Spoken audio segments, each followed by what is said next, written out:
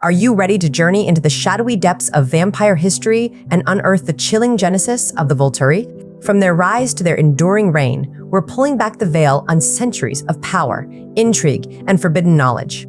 Prepare for a revelation that will change how you see the vampire elite forever. You know them as the cold, unyielding rulers of the vampire world, the ones who loom in Volterra's ancient stone towers, their crimson eyes sharp enough to dissect a lie, their powers so fearsome even the oldest vampires dare not cross them. In Twilight, we saw them as a distant threat.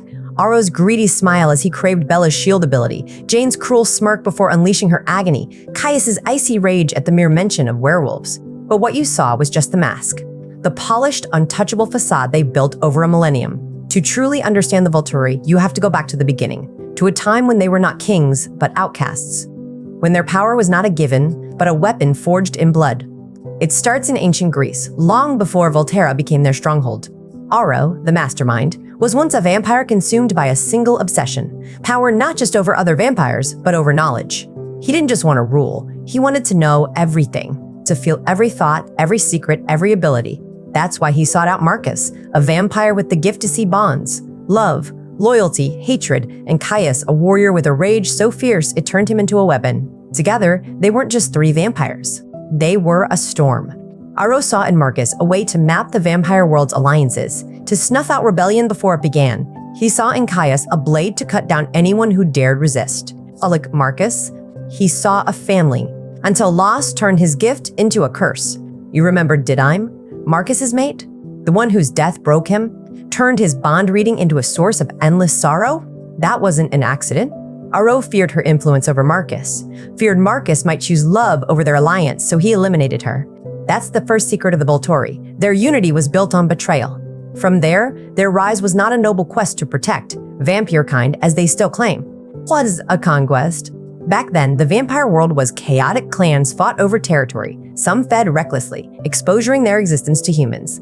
The Volturi didn't end the chaos out of mercy. They ended it to take control. They crafted their laws, no exposing vampires to humans, no creating immortal children, no refusing their summons, not to keep the peace, but to ensure no other clan could grow strong enough to challenge them. Think about the punishments you heard of. Vampires burned alive for accidentally letting a human see their fangs, entire covens wiped out for hiding an immortal child. Those weren't acts of justice. They were warnings, a message to every vampire, obey or be destroyed. And they didn't stop at laws. They collected power like trophies. Jane and Alec, the twins with abilities to break minds, they were not just recruited. They were saved from a village that wanted to burn them as witches, then trained to be the Volturi's most brutal weapons. Chelsea, the vampire who can manipulate loyalty, she's the reason the Volturi's guard never betrays them. She twists their bonds to Aro, making them see him as their only hope. Even Marcus, broken as he is, stays not out of loyalty, but because Chelsea's gift keeps him tied to the coven. The Volturi's elite status isn't just about age or strength. It's about control over others' gifts, over others' loyalties, over the very narrative of what it means to be a vampire. They want the world to see them as benevolent rulers. But the truth? Whiter, they're tyrants, and they've been hiding that truth for 1,000 years. Here's the revelation that will shift how you see them. The Volturi's greatest fear isn't werewolves or rebellious covens or even the exposure of vampires. It's weakness. Aro knows that if other vampires learn the truth about their genesis, about Didyme's death, about Chelsea's manipulation, about the lies behind their laws, his reign will crumble. He knows that if someone with a power strong enough to counter theirs, like Bella's shield, chooses to stand against them, the entire structure they've built could fall. That's why he's so desperate to collect powerful vampires. Why he smiled at Bella, even as he plotted to take her ability for himself. He's not just a ruler. He's a paranoid man clinging to power, afraid that one day the shadows he's hidden in will finally swallow him. But here's the thing about secrets. They don't stay buried forever. Every vampire who's ever whispered about the Volturi's cruelty, every coven that's fled their reach, every guard member who's felt Chelsea's gift and wondered if their loyalty is real, they're pieces of the puzzle. And now we're putting those pieces together. We're digging into the ancient texts that mention a coven of three that rose from Greece to conquer the vampire world. We're talking to vampires who've escaped the Volturi's wrath, who've seen the blood behind their laws. We're unearthing the truth about Didime, about the twins, about the lies that have kept the Volturi in power for centuries. This isn't just a trip into history. It's a call to see the vampire elite for what they really are, Not heroes, not villains, but survivors who turned cruelty into a way of life. It's a chance to understand why they act the way they do, to see the fear beneath the arrogance, the paranoia behind the smiles. And who knows, along the way, we might even find cracks in their armor secrets that could one day bring their reign to an end. So, are you ready? Ready to leave the polished version of the Volturi behind?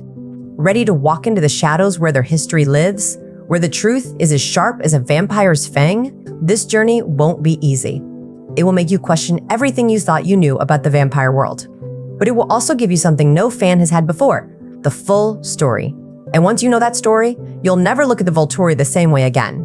Let's begin. When we think of the Volturi, we think of marble spires in Volterra, of Aro's honeyed lies and Caius's blazing rage, myths polished by centuries of fear. But their true beginnings aren't in those gilded halls. They're in the dust of ancient Greek villages, in the cold of nomadic vampire camps, in the quiet, brutal choices that turned 3 lost immortals into the most feared force in the vampire world. The stories we've heard? They're half-truths. To understand the Volturi, we have to strip away the legend and face the reality of how they began. Let's start with the question no one asks. What do we really know about their transformation and the founding 3? Aro, Marcus, Caius, they weren't born kings. They were once human, each broken in ways that made immortality feel like both curse and salvation. Aro first. He was a young scholar in 1300 BCE Greece, obsessed with secrets, with the things no one else could see. When a vampire bit him, some say out of cruelty, others out of a twisted kindness, his gift reading every thought a person had ever had. If he touched them, awoke. It didn't make him wise. It made him hungry. He spent decades wandering, touching every vampire he found, searching for abilities that could serve him. He didn't want friends. He wanted tools. Then Marcus, a former poet turned by a vampire who'd admired his work. His gift, seeing the invisible bonds between people, love, loyalty, hatred, was a blessing until it became a curse. He met Didyme, a vampire with a gift for calming rage, and their bond was so bright, so unbreakable, it made Marcus believe in something beyond loneliness. Aro found them first. He touched Marcus, saw that bond, and knew Marcus's gift could map the vampire world's alliances, and Didymes could unravel his own plans. So Aro smiled, called them family, and wove them into his orbit. Caius was last. A warrior from a small tribe in what's now Turkey turned after his village was slaughtered by a rogue vampire coven. His gift, no flashy power, just a rage so cold, so focused, it turned him into a weapon. He hunted the coven that killed his people for years until only he remained. Aro found him mid-kill, blood on his hands, and whispered a promise, "Join me, and we'll make sure no vampire ever preys on the weak again." It was a lie. But Caius, tired of wandering alone, believed it. These weren't noble founders. They were 3 vampires, one driven by greed for power, one clinging to love, one drowning in vengeance. Their transformations didn't make them elite. They made them desperate. And desperation, more than anything, is what started the Volturi. From there, they went from nomads to rulers, not with grace, but with grit. In the beginning, they were just 3 vampires, moving from village to village, feeding quietly, avoiding human notice. But Aro grew restless. He'd touched too many vampires, heard too many secrets, to accept a life of hiding. He wanted order, not for the good of vampire kind, but because order meant control. Their first power play came in 1000 BCE, when they stumbled on a coven of vampires in what's now southern Italy. This coven fed recklessly, draining entire villages, leaving bodies piled like firewood. Human hunters were closing in, and Aro saw his chance. He convinced Marcus and Caius to help him wipe out the coven, not to protect humans, but to send a message. They attacked at dawn, Caius leading the charge, his blade forged from vampire bone, sharp enough to pierce skin, cutting down the coven's leaders. Marcus used his gift to find the coven's weak spots, loyalty fractures, hidden fears, and Aro whispered lies to the survivors. "We're here to keep you safe. Follow us, or share their fate." It worked. The survivors knelt, and the Volturi's expansion began. They moved north, into what's now France and Germany, targeting covens that refused to bow. Aro didn't just kill his enemies, he absorbed them. He found Chelsea, a vampire with the gift to twist loyalty, and made her part of his guard. Suddenly, covens that once hated the Volturi began to see them as saviors. He found Jane and Alec, twins with powers to break minds, and trained them to be his enforcers. By 500 BCE, they'd stopped wandering. They settled in Volterra, a hilltop town surrounded by walls, easy to defend, hard to infiltrate. It wasn't a home, it was a fortress. They didn't just take land, they took narratives. They told other vampires, "We make the laws to protect you." The laws: no exposing vampires to humans, no creating immortal children, no refusing a Volturi summons were never about safety. They were about control. If a coven broke a law, the Volturi didn't just punish them, they turned their death into a spectacle. They burned the guilty in Volterra's square, letting every vampire in the area watch so no one would dare defy them again. By 100 CE, the Volturi weren't just a coven, they were a myth. And myths are easier to fear than men. But every empire has a pivotal moment, the choice that turns strong into unbreakable. For the Volturi, that moment came in 47 CE when a vampire named Sulpicia, later Aro's mate, uncovered a plot. 3 covens in northern Europe were planning to unite against the Volturi. They'd grown tired of Aro's lies, of his cruelty, and they wanted to destroy him. Aro didn't panic. He called Marcus and Caius to his chamber, and for 3 nights, they planned. Marcus used his gift to trace the coven's bonds: who was loyal, who was weak, who could be turned. Caius trained the guard, sharpening their blades, teaching them to fight as a unit. Wasa and Aro. He made a choice that would define the Volturi forever. He killed Didime, Marcus's mate, the only thing Marcus loved. Aro knew Didime was the only one who could make Marcus leave, and if Marcus left, the plot would succeed. So he told Marcus Didime was killed by a human hunter, a lie, and when Marcus collapsed into grief, Aro had Chelsea bind Marcus to him tighter. With Marcus broken, with Caius ready to fight, the Volturi struck. They attacked the 3 covens at once, burning their camps, killing their leaders, and forcing the survivors to swear loyalty. After that, no one dared to resist. The Volturi's rule was sealed. They weren't just rulers, they were gods. And gods don't have origins, they just are. But we know better now. We know the Volturi began not with a noble cause, but with desperation. Not with unity, but with betrayal. They're not myths. They're 3 vampires who turned their pain into power and built an empire on the fear of everyone else. That's the truth of their ancient dawn. The Volturi didn't rise because they were better.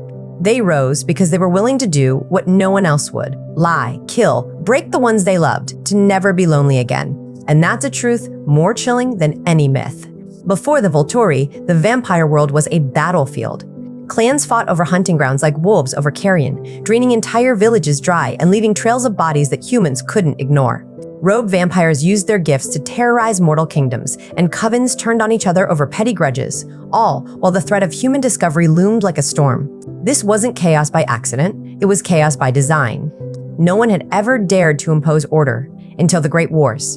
And those wars didn't just bloody the earth. They paved the way for the Volturi to seize control, turning desperation for safety into loyalty to a new ruler. The worst of these conflicts, later called the Apennine bloodshed by old vampires, raged for a decade in what's now Italy. 2 powerful covens, the Venatori, who fed exclusively on nobles, and the Strigoi, who preyed on children to fuel their speed, clashed over a valley rich with human life. The Venatori burned Strigoi camps to the ground. The Strigoi retaliated by massacring a noble's entire household, leaving their bodies strung from trees to taunt their enemies. Humans, terrified, formed hunting parties with silver blades and fire, killing vampires indiscriminately, even those who'd never harmed a mortal. It was a disaster. Covens fled north, but the violence followed, spreading to France and Spain like a plague. That's when the Volturi arrived. Aro, Marcus, and Caius didn't pick a side. They picked order. They marched into the valley at dawn. Caius leading their small guard with his vampire bone sword and cut down both Venatori and Strigoi leaders. Marcus used his gift to find the remaining members' loyalties, and Aro offered them a choice: swear to follow his rules or burn. Out, those who didn't were killed, and their ashes scattered as a warning. The Apennine bloodshed ended not because the covens made peace, but because the Volturi made them obey. And in that obedience, the first seeds of their empire were sown. With the wars dying down, the Volturi turned to codifying their power into law. The immortal laws, as they called them. These weren't kind rules. They were survival rules, forged in the blood of the Great Wars. But they were also tools to ensure no one ever challenged the Volturi again. Let's break down the 3 core tenets, the ones that still govern vampire kind today. First, no vampire shall expose our kind to humans. This wasn't about protecting mortals, it was about protecting the Volturi's control. During the wars, human panic had led to vampire deaths, and Aro knew that if humans ever united against them, even the Volturi couldn't survive. The penalty? Death by fire, usually in Volterra's square, so every vampire in the area could watch. Think of the vampire in 27 CE, a young immortal named Lila who'd shown her fangs to a human lover. The Volturi tracked her to Rome, dragged her back to Volterra, and burned her in front of a crowd of 50 vampires. Aro spoke before the flame. This is what happens when you confuse love with recklessness. The message was clear. Your desire doesn't matter. The law does. Second, no vampire shall create an immortal child. Immortal children vampires turned before puberty were unpredictable. They couldn't control their hunger, couldn't hide their strength, and often lashed out, killing humans in public. During the Great Wars, a coven of immortal children had destroyed an entire town in Germany, leading to a human inquisition that killed dozens of vampires. The Volturi banned them outright, and the penalty was brutal. Both the child and its creator were burned, and any coven that sheltered them was wiped out. In 89 CE, a vampire named Kyle tried to hide his immortal child, Eli, in the Alps. The Volturi found them, and Otto made Kyle watch as Eli burned. "You chose weakness over order," he said. "Now you pay for it." Third, all vampires shall answer the Volturi's summons. This was the law that turned the Volturi from enforcers into rulers. If Aro wanted to see you, to test your gift, to demand loyalty, to punish you, you had to come. No excuses. Refusal was seen as rebellion, and rebellion meant death. This law ensured the Volturi knew every powerful vampire in the world, could absorb their gifts if they wanted, and could snuff out dissent before it grew. It wasn't about justice. It was about control. The impact was immediate. The vampire world calmed, but at a cost. Covens stopped fighting, but they also stopped trusting each other. Vampires hid their gifts, afraid Aro would take them. The chaos of the Great Wars was gone, replaced by a quiet fear. And the Volturi? They sat in Volterra's towers, watching, waiting, knowing their laws had made them untouchable. But not everyone knelt. The first challengers came less than a century after the laws were written, the Nordic Grey Cloaks, a coven of 5 vampires with gifts for manipulating ice. They refused to answer Aro's summons, claiming the Volturi had no right to rule foreign lands. They set up camp in the Norwegian mountains, hunting quietly, but they made a fatal mistake. They told other covens to resist. Word reached Aro, and he sent Caius with a guard of 10, including Jane, whose gift of mental agony had become a weapon. The battle was short.